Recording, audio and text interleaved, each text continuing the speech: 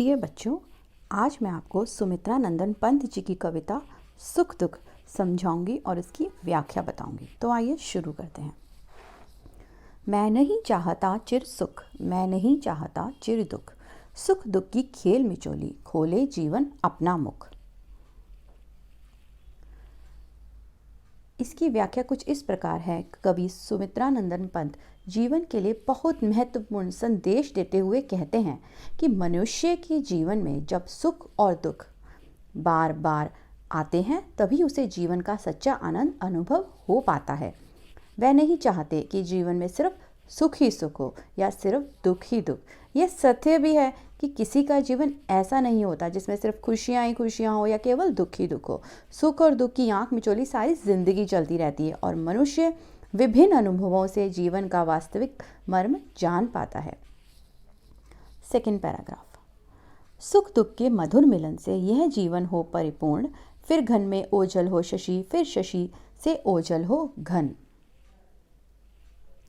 कवि कहते हैं जब मनुष्य तकलीफें सहन करना सीखता है तभी उसे खुशियों का आनंद आ पाता है। कवि ने खुशी और गम की तुलना घने बादलों और चंद्रमा से करते हैं। जैसे कभी कभी काले बादलों में चंद्रमा छिप जाता है और कभी चंद्रमा के पीछे बादल छुप जाते हैं, वैसे ही जीवन के भी कभी सुख और कभी दुख आते जाते रहते हैं। सुख दुख के मधुर मिलन से ही जीवन में संपूर्णता आती है। Third paragraph.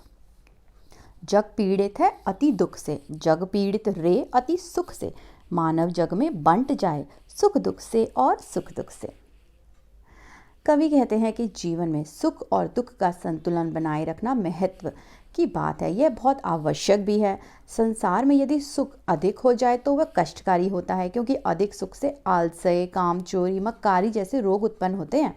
यदि दुख अधिक हो जाए तो वह भी पीड़ादायक है, क्योंकि इससे कष्ट, निराशा, अभाव महसूस होता है और आत्मविश्वास में कमी आने लगती है। समाज में सभी को सुख और दुख समान रूप से अनुभव करने की क्षमता उत्पन्न करनी चाहिए। जो अधिक सामर्थ्यवान हैं उन्हें संवेदनशील बनना चाहिए।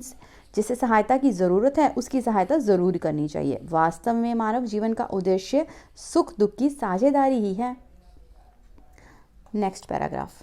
अविरत दुख है उत्पीड़न, अविरत सुख भी उत्पीड़न, दुख सुख की निशा दिवा में सोता जागता जग जीवन। सोता जगता जग जीवन।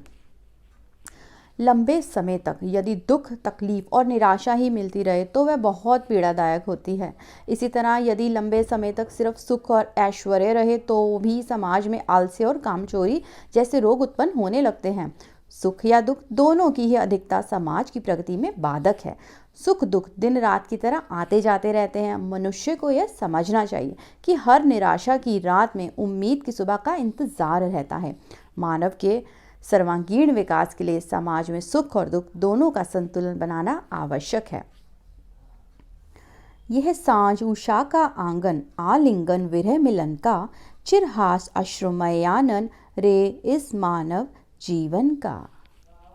कवि सुमित्रानंद पंत कहते हैं कि यह जीवन सुबह और शाम के आंगन जैसा है।